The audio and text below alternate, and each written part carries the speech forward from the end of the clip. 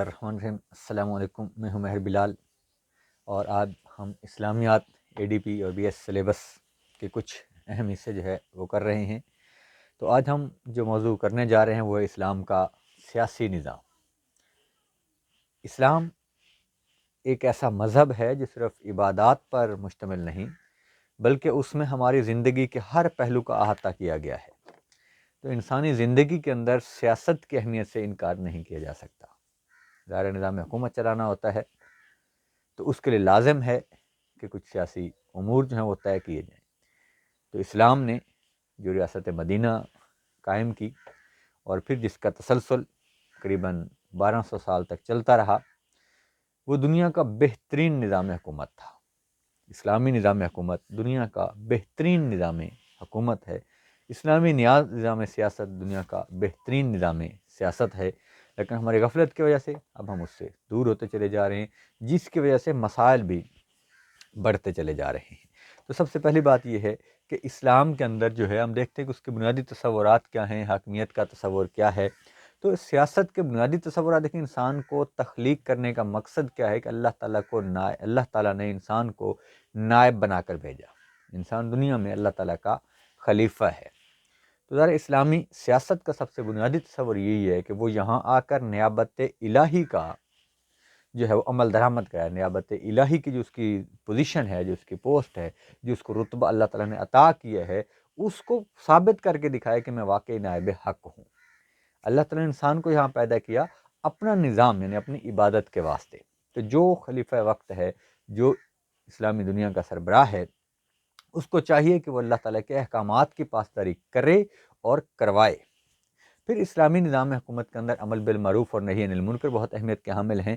تو جو خلیفہ وقت ہو وہ خود بھی اچھے کام کرے اور لوگوں کو بھی اچھے کام کا حکم دے، خود بھی برے کام سے بچے اور لوگوں کو بھی برائی سے بچائے، کیونکہ اس کے پاس اختیار ہے، اس کے پاس طاقت ہے۔ اس طرح سے لوگوں کی خیر خواہی اور بھلائی یہ اسلام کا شعار ہے۔ تو خلیفہ وقت کے لیے لازم ہے کہ وہ لوگوں کی بھلائی اور خیر خواہی کے کام کرتا رہے۔ تو یہ اسلام کے جو سیاسی نظام ہے اس کی بنیادیں ہیں کہ اللہ تعالیٰ کے احکامات کی پاسداری کرے، جو رعایا ہے اس کے حقوق کا خیال رکھے۔ اب دوسری چیز یہ کہ حاکمیت کا تصور۔ مسلمانوں کے پاس ایک بہترین تصور موجود ہے کہ اللہ تبارک و تعالیٰ اس کائنات کا خالق و مالک ہے۔ حاکمیت اعلیٰ جو ہے وہ اللہ تبارک و تعالیٰ کی ہے۔ ہاں، جس کو وہ چاہتا ہے کسی حصے کا مالک بنا دیتا ہے، کسی حصے کا حکمران بنا دیتا ہے۔ تو کسی بھی اسلامی ریاست کا جو حکمران ہوتا ہے، جو صحیح معنی میں اسلامی ریاست کا حکمران ہو، وہ اللہ تعالیٰ کا نائب ہوتا ہے اور اس کی اطاعت و فرمانبرداری بھی لازم ہوتی ہے۔ اس کے بعد جو ہے ہمارے پاس جو نظام اسلام ہے، یعنی اس کے اندر جو اسلامی حکومت کے بنیادی ادارے ہیں وہ دو ہیں۔ ایک ہے خلافت اور شورا، یعنی مطلب وہ شورا ہی ہے جو خلافت کی طرف آتی ہے۔ یعنی ہمارے جو ادارے ہیں وہ شورا ہی سب سے بڑا ادارہ ہے، وہی ہماری قانون ساز ہوتی ہے، وہی ہمارے تمامی معاملے دیکھتے ہیں۔ ہم آگے ان کو فردن فردن دیکھتے ہیں۔ تو سب سے پہلے ہم بات کرتے ہیں خلافت کی کہ خلافت کیا ہے۔ تو خلافت حکومت کا نام نہیں ہے، خلافت ایک ذمہ داری کا نام ہے۔ اس کا جب خلفائے راشدین اس عہدے پر مطمئن ہوئے تو وہ آتے ساتھ ہی اس بات کا برملا اظہار کرتے تھے کہ ہمیں یہ جو منصب دیا گیا ہے اللہ تعالیٰ ہمیں اس کو نبھانے کی توفیق دے۔ مطلب اس کو بہت بھاری بوجھ سمجھتے تھے، بہت بڑی ذمہ داری سمجھتے تھے۔ تو خلافت جو ہے وہ اسلام میں ایک ذمہ داری کا نام ہے۔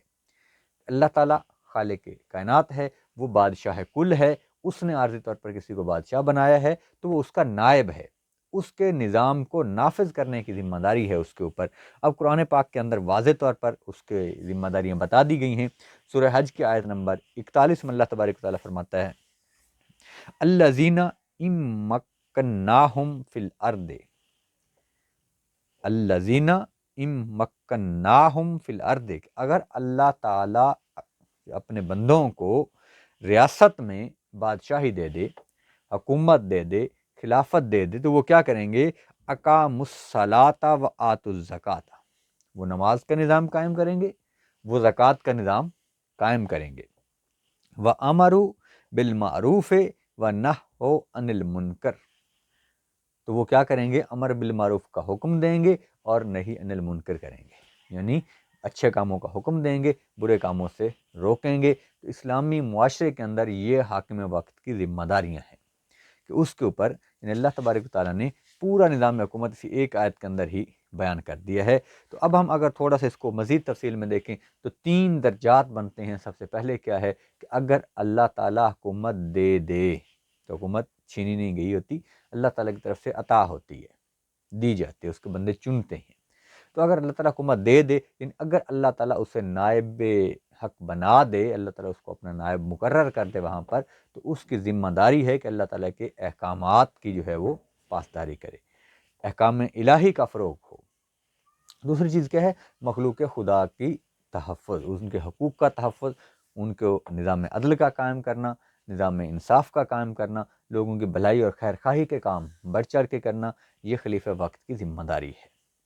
اب ظاہر جو خلیفہ وقت ہے اس کا معیار ہے، جب اس کو اتنی بڑی ذمہ داری دی گئی ہے تو اس کے چننے میں اس کا معیار کا بھی بہت زیادہ خیال رکھا گیا ہے۔ تو سب سے پہلا معیار یہ ہے کہ خلیفہ وقت مسلمان ہونا چاہیے، یعنی مسلمانوں کا خلیفہ مسلمان ہونا چاہیے، کسی ایرے غیر شخص کو خلیفہ نہیں بنایا جا سکتا، کسی چور اچکے کو اسلامی ریاست کا سربراہ نہیں بنایا جا سکتا۔ قرآن پاک کے اندر کیا آتا ہے؟ سورۃ النساء آیت نمبر 59، اللہ تبارک تعالیٰ فرماتا ہے کہ یا ایھا الذین آمنو، اب ایمان والوں سے خطاب ہے کہ یا ایھا الذین آمنو، اے ایمان والو، اطیعوا اللہ و اطیعوا الرسول، اطیعوا الرسول، اللہ کی اطاعت کرو اور اس کے رسول کی اطاعت کرو، و اولی الامر، اور ان کی اطاعت کرو جو تمہارے حاکم بنائے گئے ہیں۔ اب 3 کی حکمرانی، یعنی 3 کی اطاعت کا حکم دیا جا رہا ہے، اللہ کی، اس کے رسول کی، اور حاکم وقت کی یعنی خلیفہ کی۔ کیا فرمایا گیا؟ کہ جو تم میں سے مقرر کیے گئے ہیں، اور تم میں سے کا مطلب کیا ہے کہ مومنوں کے اوپر مومن ہی خلیفہ ہو سکتا ہے، کوئی غلط بندہ ان کے اوپر خلیفہ نہیں ہو سکتا۔ جب اللہ تبارک و تعالیٰ نے اتنی بڑی اس کو شان دی ہے تو پھر اس کی ذمہ داریاں بھی اتنی بڑی ہوتی ہیں۔ دوسری اسلام کے اندر یہ ہے کہ خلیفہ جو ہے وہ مسلمان ہوتا ہے، عورت کو خلافت کا حق نہیں دیا گیا۔ سورۃ النساء آیت نمبر 34 میں اللہ تبارک و تعالیٰ فرماتا ہے کہ الرجال قوامون علی النساء، کہ مرد عورتوں پر حاکم ہیں، چاہے گھرداری کا معاملہ ہو یا ریاست کے امور کا معاملہ ہو۔ اللہ تبارک و تعالیٰ نے مرد کو یہ شان دی ہے کہ وہ حکومت کا اہل ہے، اور اس میں بہت ساری حکمتیں ہیں جو علماء کرام نے بیان کی ہیں۔ اللہ تبارک و تعالیٰ کے ہر حکم میں حکمت ہوتی ہے، تو اس میں بھی بہت بے شمار حکمتیں ہیں کہ اللہ تعالیٰ نے مردوں کو خلافت کا حق دیا ہے۔ اس کے بعد ایک چیز اور اہم ہے کہ جو خلیفہ وقت ہوتا ہے وہ عاقل و بالغ ہونا چاہیے۔ عاقل و بالغ سے مراد یہ نہیں کہ بس کھا لے اور پہن لے اور بس ٹھیک ہے، اتنی تمیز ہو اس کو۔ عاقل و بالغ سے مراد ایسا شخص ہے جو علوم دینیہ کے ساتھ ساتھ علوم دنیاوی سے بھی کما حق کا آگاہ ہو، اس کو نظام سلطنت چلانے آتے ہوں، اور وہ دنیا داری کے جو قواعد ہیں ان سے شناسہ ہو، یعنی وہ دنیا کے ساتھ کیسے چلنا ہے، دنیا کس ڈگر پہ چل رہی ہے، ان سارے معاملات سے آگاہ ہونا چاہیے، اس کو خلیفہ وقت چنا جا سکتا ہے۔ اس کے بعد ایک اور ہے کہ خلیفہ وقت جو ہے وہ بد کردار اور بد چلن نہ ہو۔ ظاہر ہے اس نے مثال بننی ہے، اس نے دنیا کے اندر اللہ تبارک تعالیٰ کا نائب ہونا ہے، نائب بن کے دکھانا ہے، تو لازم ہے کہ وہ صاحب کردار ہو۔ اگر وہ خود بد چلن ہوگا تو وہ کیسے بد چلنی روک سکتا ہے؟ اس کو امر بالمعروف کا حکم دینا ہے، جب وہ خود اچھے کام نہیں کر رہا ہوگا تو کسی کو وہ کیسے کہہ سکتا ہے؟ اللہ تبارک تعالیٰ نے واضح طور پر سورہ کہف آیت نمبر 28 کے اندر فرمایا کہ ولا توتے من اغفلنا قلبہ، اس شخص کی اطاعت نہ کرو جس کا دل اللہ تعالیٰ نے غافل کر دیا، یعنی ایسا شخص جس کا دل اللہ تعالیٰ کی یاد سے غافل ہو گیا ہو، اس کی اطاعت نہیں کرنی چاہیے۔ واتبع ہواہ، اور وہ جو اپنی خواہشات کا غلام بن گیا ہو اس کی اطاعت نہیں کرنی چاہیے۔ وکان امرہ فرطن، اور جو اس کی مقرر کردہ حد سے نکل گیا ہو اس کی اطاعت نہیں کرنی چاہیے۔ اس لیے امام علیہ مقام نے یزید کی اطاعت سے انکار کر دیا تھا، اس وجہ سے کہ وہ اللہ تعالیٰ کے حکم کی نافرمانی کرتا تھا، اپنی خواہشات کی پیروی کرتا تھا، اور اس کا دل جو تھا وہ اللہ تعالیٰ کے ذکر سے غافل ہو گیا تھا۔ تو ایسا شخص جو ہے وہ خلافت کا حقدار ہوتا ہے جو اللہ تعالیٰ کی یاد میں گم ہو، یعنی متقی ہو، اور وہ بد کردار نہ ہو، بد چلن نہ ہو، اپنی خواہشات کا غلام نہ ہو۔ اب اگلا سٹیپ کی طرف ہم آتے ہیں کہ اسلام میں خلیفہ چنا کیسے جاتا ہے، انتخاب کیا ہوتا ہے۔ اسلام جمہوری مذہب ہے، لا اکراہ فی الدین، دین کے اندر جبر نہیں ہے۔ تو مطلب میں مشورے کی بہت زیادہ اہمیت ہے اسلام کے اندر، اتنی زیادہ اہمیت ہے مشورے کی کہ اللہ تبارک تعالیٰ نے خود آقا نامدار صلی اللہ علیہ وسلم کو بھی یہ حکم دیا کہ تم اپنے کاموں میں مشورہ لیا کرو۔ اور اما عائشہ صدیقہ رضی اللہ عنہ فرماتی ہیں کہ میں نے آپ صلی اللہ علیہ وسلم سے زیادہ مشورہ کرنے والا شخص جو ہے وہ کسی کو نہیں پایا، یعنی اس حد تک آپ صلی اللہ علیہ وسلم مشورہ کرنے کے عادی تھے، اور اللہ تبارک تعالیٰ کا حکم بھی یہی تھا کہ آپ مشورہ کرتے رہیں۔ جو اسلام کے اندر بھی جو نظام ہے وہ مشاورت سے ہوتا ہے، یعنی جمہوری نظام ہی ہے، جمہوریت اس طریقے سے ہی حاکم وقت کو چنا جاتا ہے۔ لیکن فرق ہے، ہماری جو موجودہ جمہوریت ہے جسے ہم مغربی جمہوریت کہتے ہیں، اور جو اسلامی جمہوریت ہے، ان میں فرق ہے۔ مغربی جمہوریت کا نقشہ ایک شعر کے ذریعے واضح کیا جا سکتا ہے کہ جمہوریت وہ طرز حکومت ہے کہ جس میں لوگوں کو گنا جاتا ہے، تولا نہیں جاتا۔ تو مغربی جمہوریت میں مسئلہ یہ ہے کہ وہاں صرف لوگوں کو گنا جاتا ہے۔ اسلامی جمہوریت کا تصور یہ ہے کہ وہاں لوگوں کو تولا جاتا ہے۔ وہ جو مشورہ دینے والے لوگ ہوتے ہیں، جن سے رائے لی جاتی ہے، وہ صاحب عقل ہوتے ہیں، صاحب شعور ہوتے ہیں، صاحب علم ہوتے ہیں، کیونکہ قرآن کا واضح فرمان ہے کہ کیا پڑھے لکھے اور جاہل برابر ہو سکتے ہیں؟ ہرگز نہیں۔ تو بھائی پھر مشورہ کرنے کے لیے جب آپ حکومت کسی کے حوالے کر رہے ہیں تو لازم ہے کہ ان لوگوں سے مشاورت کی جائے، ان لوگوں سے رائے لی جائے جنہیں نظام حکومت کا علم بھی ہو۔ اگر ہم مغربی اور اسلامی جمہوریت کا تھوڑا سا کمپیریزن کریں تو اس میں دیکھیں آپ کو ایک چیز واضح نظر آتی ہے کہ جو اسلامی جمہوریت اس میں اہل علم نے انتخاب کیا، جنہیں معلوم تھا کہ یہ شخص قابل ہے، یہ شخص دنیاوی معاملات سے آگاہ ہے، انہوں نے جا کر انتخاب میں حصہ لیا اور اپنا خلیفہ چنا۔ جبکہ مغربی جمہوریت میں کیا ہے کہ ہر ایرا غیرہ جو شخص فرض کے ایک بندہ بکریاں چرا رہا ہے، اس کو معلوم ہی نہیں ہے کہ نظام حکومت کیا ہوتا ہے۔ اس بیچارے کو تو یہی پتہ ہے کہ دودھ سستا ہو گیا، مہنگا ہو گیا، چارہ ہو گیا، بارشیں ہو گئی، نہیں ہوئی، بس اس کے علاوہ اس کو کوئی معلوم نہیں۔ اس کا بھی وہی ووٹ ہے، اب وہ بھی انتخاب میں حصہ لے رہے اور برابر اس کے ووٹ کی اہمیت ہے۔ تو ایک بندہ جو اس ریاستی ایوانوں میں بیٹھا ہے، جس کو نظام حکومت کا مکمل ادراک ہے، اس کا ووٹ بھی برابر ہے، اور ایک بکرے چرانے والے کا ووٹ بھی برابر ہے۔ تو اس سے کیا جمہوریت ہوگی؟ اور اسی کا ہم خمیازہ بھگت رہے ہیں کہ یہاں پر آپ کو ایک پلیٹ بریانی پہ بکنے والے لوگ مل جاتے ہیں، 200 روپے کی خاطر ووٹ بیچنے والے لوگ مل جاتے ہیں، جن کو پتہ ہی نہیں ہوتا کہ ووٹ ہے کیا۔ ہم آگے چل کے دیکھیں گے کہ ووٹ کی شرعی حیثیت کیا ہے، ہم اس سے ناواقفیت کی وجہ سے بہت سارے دھوکوں میں آ جاتے ہیں۔ دوسرا چیز یہ ہے کہ جو مغربی جمہوری نظام ہے اس میں کوئی بھی شخص الیکشن میں حصہ لے سکتا ہے۔ کوئی فلمی ہیرو ہے اس کو آپ الیکشن لڑوا دیں، کوئی چور اچکا ہے اس کو الیکشن لڑوا دیں، کوئی رسہ گیر ہے اس کو الیکشن لڑوا دیں، کوئی شرابی ہے اس کو الیکشن لڑوا دیں، اور یہی ہو رہا ہے ہمارے حکومت کے اندر۔ جو لوگ بیٹھے ہیں ان میں سے اکثریت انہی لوگوں کی ہے جو بد کردار بھی ہیں، بد چلن بھی ہیں۔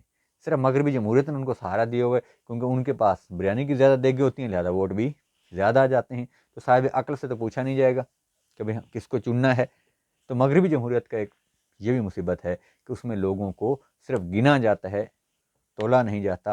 کوئی معیار مقرر نہیں ہے کہ کون شخص الیکشن میں حصہ لے سکتا ہے، کوئی معیار مقرر نہیں ہے کہ کون جو ہے وہ ووٹ دے سکتا ہے۔ اسلامی جمہوری نظام کے اندر یہی ہے کہ وہاں یہ معیار ہوتا ہے کہ جو خلیفہ وقت بنے اس کے اندر ایسی صفات ہونی چاہیے، وہ صاحب علم بھی ہو، صاحب تقویٰ بھی ہو، اور جو اس کا انتخاب کر رہے ہیں وہ بھی صاحب علم ہوں اور صاحب تقویٰ ہوں۔ تو اب جو ایسا کر رہے ہیں وہ شورائی نظام ہوتا ہے۔ اسلام کے اندر جو حکومتی نظام ہے وہ شورائی نظام ہے، یعنی مجلس شورا ہوتی ہے۔ اب مجلس شورا ہی انتخاب کرتی ہے حاکم وقت کا، اور انہی میں سے ہی ہوتا ہے، یعنی مجلس شورا میں سے ہی ایک شخص کو منتخب کیا جاتا ہے خلافت کے لیے، اور شورا کے اراکین ہی اس کو منتخب کرتے ہیں خلافت کے لیے۔ تو جو معیار ہم نے خلیفہ وقت کے لیے پڑھا وہ سارے کا سارا معیار لاگو ہوتا ہے اس شخص کے لیے جو مجلس شورا کا ممبر ہے۔ شورا کے ممبرشپ کے لیے وہ تمام صفات کا ہونا ضروری ہے، یعنی وہ صاحب کردار ہوں، صاحب تقویٰ ہوں، صاحب علم ہوں۔ اب شورا کے فرائض ہیں۔ شورا کیا کرتے ہیں اسلامی نظام کے اندر، نظام حکومت کے اندر، نظام سیاست کے اندر جو سب سے اہم کردار ہے وہ مجلس شورا کا ہوتا ہے۔ مجلس شورا ہی مقننہ ہوتی ہے، یعنی قانون سازی کا کام جو ہے وہ مجلس شورا ہی کرتی ہے۔ مجلس شورا ایک معیار ہوتی ہے لوگوں کے لیے، یعنی ان کا کردار لوگوں کے لیے معیار ہوتا ہے کہ یار یہ دیکھو یہ ہمارے سربراہان ہیں، یہ ہمارے ریاست کے والیان ہیں، ان کا کردار جو ہے وہ ہمارے لیے نمونہ ہے۔ تو ان کی عملی زندگی اتنی اچھی ہوتی ہے کہ جو عام لوگوں کے لیے بہترین نمونہ ہوتی ہے۔ مجلس شورا محتسب ہوتی ہے، یعنی اس کے پاس احتساب کا حق ہوتا ہے، وہ عوام کا بھی احتساب کر سکتی ہے، وہ خلیفہ وقت کا بھی احتساب کر سکتی ہے۔ اس کے بعد مجلس شورا امین کی حیثیت رکھتی ہے، یعنی جو ذمہ داری ان کو دی گئی ہے وہ پوری امانت اور دیانتداری کے ساتھ اس پر عمل پیرا ہوتی ہے، وہ احکام الہیہ کی امانت داری اور دیانتداری کے ساتھ عمل پیرا ہوتی ہے۔ اس کے بعد مجلس شورا ہی جو ریاستی عہدیدار ہوتے ہیں ان کا تقرر کرتی ہے، یعنی وہی اس کا خلیفہ وقت کو مقرر کرتی ہے، وہی گورنر مقرر کرتی ہے، تمامی معاملات اسی کے سپرد ہوتے ہیں۔ اس کے بعد سرحدی اور فوجی جو مہمات ہوتی ہیں ان کی نگرانی بھی مجلس شورا ہی کرتی ہے، اور اس کی عملی مثال ہمیں ریاست مدینہ کے اندر دکھائی دیتی ہے۔ آقا نامدار صلی اللہ علیہ وسلم نے اپنی حیات مبارکہ کے اندر ہی یہ سارے معاملات کر کے دکھائے، اور اس کی واضح مثالیں ہیں، جس طرح جو ہے اذان کا فیصلہ یہ مجلس شورا نے کیا تھا، اسی طرح سے بدر کے قیدیوں کا معاملہ ان کا فیصلہ مجلس شورا نے کیا تھا، جنگ احد کہاں لڑی جائے گی یہ مشورہ لیا گیا اور مجلس شورا کے فیصلے کے مطابق ہی عمل کیا گیا۔ خندق جب کھودی گئی، غزوہ خندق میں حضرت سلمان فارسی رضی اللہ تعالیٰ عنہ نے جب فرما دیا تھا، حضرت سلمان فارسی نے کہ خندق کھود کر ہم ان سے دفاع کر سکتے ہیں، تو تب بھی مشورہ کیا گیا، یعنی مجلس شورا نے اس کی اجازت دی، تو تب خندق کی کھدائی کا کام شروع کیا گیا۔ اس طرح حدیبیہ کا فیصلہ جو ہے وہ مجلس شورا کے ذریعے کروایا گیا، اور اسی طرح سے معاذ بن جبل کو جب یمن کا گورنر بنایا گیا تو تب بھی مجلس شورا سے مشورہ کیا گیا۔ یعنی حیات طیبہ کے اندر ہمیں بے شمار ایسے مواقع ملتے ہیں جن میں آقا نامدار صلی اللہ علیہ وسلم نے مجلس شورا سے مشورہ لیا اور اس کے بعد اس پر عمل درآمد کروایا۔ اب جو ان کے ممبران ہیں ان کا معیار ظاہر مقرر ہے، پہلے ہو چکا کہ ان کا معیار جو ہے وہ سب سے زیادہ اہم ہے، اور اسلام کے اندر یہ ہے کہ جو شخص مشورہ کرتا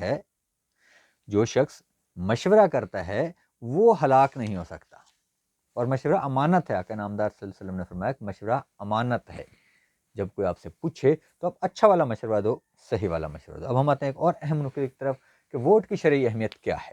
اب ظاہر ہے جو انتخاب ہے ووٹ ہی ہے بیسیکلی، چاہے کوئی ہاتھ اٹھا کے کہہ دے، چاہے وہ پرچی پہ لکھ کے دے دے، جس سینس میں بھی وہ اپنی رائے دہی کا استعمال کر رہا ہے اسے ہم ووٹ کہتے ہیں۔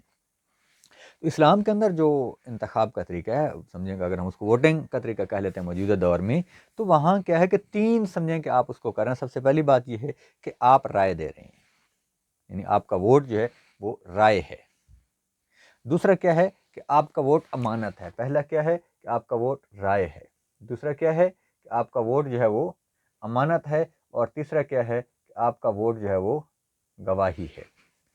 تو آپ کا ووٹ صرف پرچی نہیں ہے، آپ کا ووٹ ایک رائے ہے، آپ کا ووٹ امانت ہے، آپ کا ووٹ گواہی ہے۔ اس بات کا آپ خیال رکھیں گے کہ آپ کتنی بڑی ذمہ داری نبھانے جا رہے ہوتے ہیں جب وہ ایک پرچی کے اوپر ٹھپا لگانے جا رہے ہوتے ہیں۔ وہ صرف پرچی نہیں ہوتی بلکہ وہ ایک بہت بڑی ذمہ داری ہوتی ہے جو آپ ادا کرنے جا رہے ہوتے ہیں۔ اب پہلی چیز کیا ہے کہ رائے دینا، یعنی مشورہ دینا۔ تو ووٹ آپ سے بیسیکلی یہ مشورہ لیا جا رہا ہوتا ہے کہ آیا یہ شخص اس قابل ہے کہ اس کو اقتدار دیا جائے یا نہیں۔ اور مشورے کے حوالے سے تو اسلام کے اندر واضح احکامات موجود ہیں کہ جب بھی تم سے کوئی مشورہ لے تو اگر آپ اس کو ایسا مشورہ دیں جو آپ کے نظر میں غلط تھا تو آپ نے بددیانتی کی، آپ نے خیانت کی۔ تو مشورہ ہمیشہ ٹھیک دینا چاہیے۔ تو ہم سے جب کوئی پوچھتا ہے، مثلا یہ پوچھا جاتا ہے کہ بھئی یہ بندہ ٹھیک ہے، ہم جا کے اس کا ٹپا لگاتے ہیں، ہمیں معلوم ہوتا ہے یہ چور ہے، یہ چوروں کا سرپرست ہے، یہ شخص بد کردار ہے، یہ شخص بد چلن ہے، اس کے باوجود بھی ہم اس کے حق میں ووٹ ڈال رہے ہوتے ہیں، تو اس کا مطلب کہ ہم پہلی ہی غلطی کر رہے ہوتے ہیں، ہم مشورہ ہی غلط دے رہے ہوتے ہیں، ہم اپنی رائے کا غلط استعمال کر رہے ہوتے ہیں۔ اب چاہے آپ اس کو دباؤ کی وجہ سے کر رہے ہوں، چاہے آپ ذات برادری کی وجہ سے کر رہے ہوں، کسی بھی سینس میں آپ کر رہے ہوں تو وہ غلط ہی ہے۔ دوسری چیز یہ ہے کہ پرچی جو ہے وہ امانت ہے آپ کے پاس۔ اب ظاہر ہے قرآن پاک کے اندر اور اسلام کے اندر واضح ہے کہ امانت کو امانت داروں تک پہنچاؤ، بس جن کا مال ہے ان تک پہنچاؤ۔